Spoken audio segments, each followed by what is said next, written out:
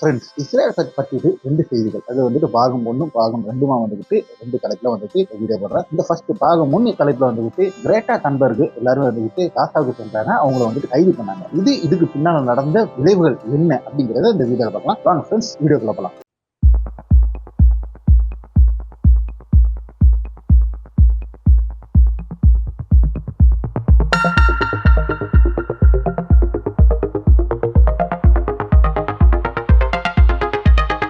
Hi friends, welcome back to SJ Tamil Nadu செய்திகள் and நான் உங்கள் எஸ்ஜே.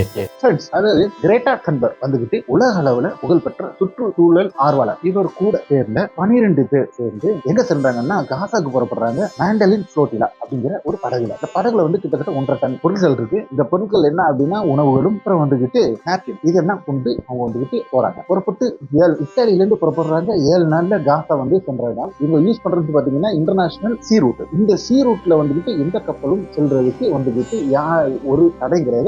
யாரோட அனுமதியும் வாங்க வேண்டிய அவசியமும் கிடையாது. அப்படியாப்பட்ட இந்த கப்பல் வந்துகிட்டு சொல்லுது, இதை வந்தாங்கன்னா இஸ்ரேல் என்ன சொல்றாங்கன்னா நாங்க தடுப்போம் அப்படிங்கிறப்ப இவங்களுக்கு நல்லாவே தெரியும் இவங்களை தடுப்பாங்க, இவங்களை கைது பண்ணுவாங்க அப்படிங்கிறது 100% உங்களுக்கு தெரியும். தெரிஞ்சுட்டே தான் இவங்க வந்துட்டு போறாங்க. அதாவது இவங்க சொல்றது என்ன அப்படின்னு சொல்லிட்டு பாத்தீங்கன்னா, எல்லாருமே அமைதியா இருந்துட்டாங்கன்னா இஸ்ரேல் இந்த மாதிரி அநியாயம் பண்ணிட்டே இருக்காங்க. ஸோ நம்ம வந்துகிட்டு தான் வந்து பொங்கி வரணும், நம்ம தான் ஏதாவது ஒரு ஸ்டெப் எடுக்கணும். எடுத்துட்டு இந்த அடக்குமுறையை வந்துகிட்டு நம்ம வந்துகிட்டு எதிர்க்கணும் அப்படிங்கிறதுக்காக எல்லா மக்களையும் வந்துகிட்டு போராட்டத்தில் இறங்க செய்வதற்காக இந்த ஒரு மிகப்பெரிய ரிஸ்க் இருக்கிறாப்ல. கடல் மார்க்கமா வந்துகிட்டு இவங்க சொல்றாங்க, கிட்டத்தட்ட இவங்க சென்ற படகுங்கிறது வந்துகிட்டு காசா வர்றதுக்கு முன்னகிட்டே காசாவில இருந்து கிட்டத்தட்ட 100 மைல் அப்பாலே வந்துகிட்டு இந்த இதை வந்துகிட்டு இவங்க பிளாக் பண்ணிடுறாங்க. அதாவது என்ன பண்றாங்க அப்படின்னு சொல்லிட்டு பாத்தீங்கன்னா, ஒரு ட்ரோன் அனுப்புறாங்க. அதுல இருந்து ஒரு வெள்ளத்துல புதிய பெண்களை வந்துகிட்டு தூங்குறாங்க. ஒரு புகமூட்டமாவது இந்த புகமூட்டத்தை ஆக்கிட்டு உள்ளக்க இறங்கி இந்த இஸ்ரேல் வீரர்கள் வந்துகிட்டு நேவி ஃபோர்ஸ் வந்துட்டு உள்ள இறங்கி இவங்களை வந்து கைது பண்றாங்க. இது உள்ள வந்துகிட்டு அல் ஜசீராவோட ஒரு கேமராமேன், ரிப்போர்ட்டர் கேமராமேன் வந்துட்டு உள்ள இருக்கிறாப்ல. அவங்க வந்து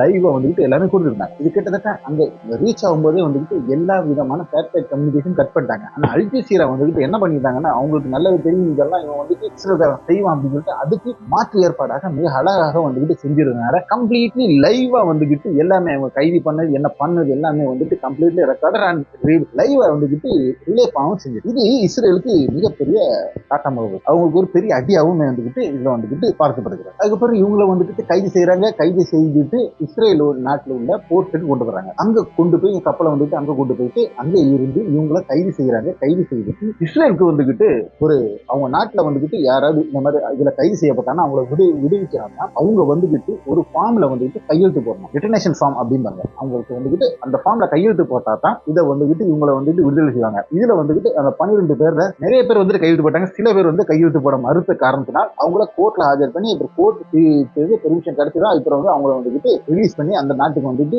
ஃபிளைட் ஏற்றி அனுப்பி விடுவாங்க. அதுதான் இவங்களோட கொள்கையா இருக்கு. ஸோ கிரேட்டா தன்பர்க் வந்துகிட்டு கிட்டத்தட்ட ஃபர்ஸ்டே வந்துகிட்டு கையெழுத்து போட்டு வந்ததுனால அவங்களை வந்துட்டு உடனே பாரிஸ்க்கு அனுப்பி வச்சுட்டாங்க. பாரிஸ்ல வந்த கிரேட்டா தன்பர்க் இஸ்ரேல கிளிகிளின்னு நாரடிச்சாங்க. அது ஒரு வெப்சைட். இப்படி இந்த போராட்டம் துவங்கியதோட இதை கட்டுப்பிடிச்சிட்டாலும் இதோட முடிச்சு அப்படின்னு இஸ்ரேல் நினைச்சுன்னா அதுதான் நடக்கல. அடுத்த ஒரு மிகப்பெரிய போராட்டம் நடந்தது. இதே ரீதியில இவங்க என்ன செய்யறாங்க அப்படின்னு சொல்லிட்டு பார்த்தாங்கன்னா, என்ன நடக்குது அப்படின்னு சொல்லிட்டு பாத்தீங்கன்னா, துனிஷியா நாட்டுல இருந்து ஒரு 1000 பேர் சேர்ந்தவங்க வந்துட்டு பஸ் மூலமா வந்து தரை வழியா நாங்க வந்துட்டு காசாவுக்கு போக போறோம். எப்படி அப்படின்னா துனிஷியா, லிபியால இருந்து எகிப்துல இருந்து ரஃபா பார்டரை கிராஸ் பண்ணி உள்ள போறோம். அப்ப இதுக்கு வந்துட்டு ஒரு போராட்டம் அறிவிச்சு துனிஷியால இருந்து ஒரு 1000 பேர் குழு கிளம்பி 1000 பேரை கிளம்பு ஃபர்ஸ்ட் ஸ்டார்ட் பண்ணாங்க. ஆனா அந்த 1000 பேருங்கிறத அப்பவே கிட்டத்தட்ட ஒரு 7000 பேரா வந்துகிட்டு அங்கேயே மாறி அங்கிருந்து இவங்க லிபியா வந்தோடனே லிபியால ஆயிரக்கணக்கான பேர் ஜாயின் பண்ணிருக்காங்க. இது வரைக்கும் இந்த போராட்டத்துக்கு இந்த தரை வழியா எகிப்து வழியா காசா செல்றதுக்காக எகிப்துக்கு உள்ள நுழையிறதுக்கு இதுவரை எகிப்து அரசு வந்துகிட்டு அனுமதி வழங்கவில்லை. அனுமதி வழங்கலைன்னா மிகப்பெரிய பிரச்சனை வரும், அனுமதி வழங்கினாலும் மிகப்பெரிய பிரச்சனை வரும். என்ன ஆக போகுது அப்படின்னு சொல்லிட்டு பாத்தீங்கன்னா, ஏற்கனவே நம்ம பார்த்துருந்தோம் டிசம்பர் 7, 2023 அன்னைக்குதான் வந்துகிட்டு காசாலேருந்து போய் ஸ்ட்ரைக் நடத்தி அங்க இருந்து இஸ்ரேல்ல இருந்து நிறைய பேர்த்த பெரிய கைதியா பிடிச்சிட்டு வந்தாங்க. இந்த நடத்தின பிறகு 8, 9 தேதி 2-3 நாள் கழிச்சுட்டு இவங்க வந்துட்டு ஒரு பெரிய அட்டாக்கு இஸ்ரேல் தொடர்றாங்க. அன்னையிலிருந்து இந்த போர் நடந்துட்டு கிட்டத்தட்ட 2024 ஜனவரி இல்லைன்னா டிசம்பர் 24 ஜனவரில எல்லாம் வந்துட்டு எகிப்து பார்டர்ல வந்துகிட்டு ஏகப்பட்ட எகிப்து மக்கள் வந்துகிட்டு உள்ள எங்களை வந்துட்டு காசா உள்ள விடுங்க, எங்களை வந்து காசாக்குள்ள விடுங்க வந்து மிகப்பெரிய போராட்டம் நடத்தினாங்க. பெரிய தலைவலியா இருந்துச்சு எகிப்துக்கு. ஒரு வழியா இப்ப நான் அதை அடக்கி வந்துகிட்டு அந்த நினைப்பே வந்துகிட்டு மாத்தி வச்சிருக்க நிலைமையில இப்ப இந்த மாதிரி ஒரு போராட்டம் போகுதுன்னா கிட்டத்தட்ட இப்பமே வந்துட்டு 15,000 இருந்து 20,000 பேர் வந்துகிட்டு லிபியால வந்திருக்காங்க. லிபியால இருந்து வெளியில வரும்போது கிட்டத்தட்ட 50,000 பேர் வந்துட்டாங்கன்னா எகிப்துல இருந்து 1,00,000 மேல லட்சக்கணக்கான பேர் கூடிடுவாங்க. இப்போ இந்தியன் கண்ட்ரோலுக்கு கொண்டு வர முடியாது அப்படிங்கிற ஒரு பயம் எகிப்து அரசுக்கு இருக்கு.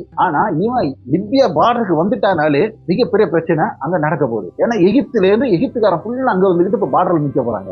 எப்படி ஹேண்டில் பண்ண போறாங்க எகிப்து அப்படிங்கிறது தான் இப்ப பார்க்க முடியும். இல்ல எகிப்தோட ஆட்சியை கவிழ்றதுக்கு நிறைய சான்சஸே அதுல வந்துட்டு நம்ம பார்க்கலாம். இதைத்தான் இவங்க இந்த கப்பல் போராட்டம் மூலமா இவங்க என்ன செய்ய முடிஞ்சுன்னு ஏகப்பட்ட பேர் கேட்டிருக்காங்க. இதைத்தான் அவங்க செஞ்சிருவாங்க. இப்ப இந்த போராட்டம் இந்த நிலைமையில நிக்கி இவன் தரவழியா இவங்களுக்கு விடுறாங்களா விடலையா, இது என்ன நடக்க போகுது, எகிப்துல நீ என்ன நடக்க போகுது, எகிப்து கொண்டு அடிச்சுச்சுன்னா இவங்கள என்ன பண்ண முடியும், லட்சக்கணக்கான பேர் ரஃபா பார்டருக்கு வந்துக்கிட்டாங்கன்னா இஸ்ரேல்னால என்ன பண்ண முடியும், இதெல்லாம் தான் பிரச்சனையா இருக்கு. உள்ள போய் கொடுக்கணுமா உள்ள இங்க உள்ளவன எவன அந்த நாட்டுக்காரனை கொண்டுட்டான்னா அந்த நாடு நீ இஸ்ரேல் மேல படையெடுக்கும். அது வந்து மிகப்பெரிய பிரச்சனையா வரும். எப்படி இதை ஹேண்டில் பண்ண போறாங்க, என்ன நடக்க போகுது அப்படிங்கிறத நம்ம பொறுத்து இருந்தா பார்க்கலாம். ஓகே சார், அடுத்த பாகம் 2 வந்துட்டு இதில் முடியற அதை நீங்க வந்துட்டு பாருங்க. அது வந்து கிட்டத்தட்ட ஈரான் சம்பந்தமானது. நமக்கு என்ன நடக்குது அப்படிங்கிறது நம்ம வந்து பார்க்கலாம். ஓகே சார், அடுத்த ஒரு நல்ல ஒரு விதமாக உங்களை சந்திக்கின்ற உங்களிடமிருந்து உங்கள்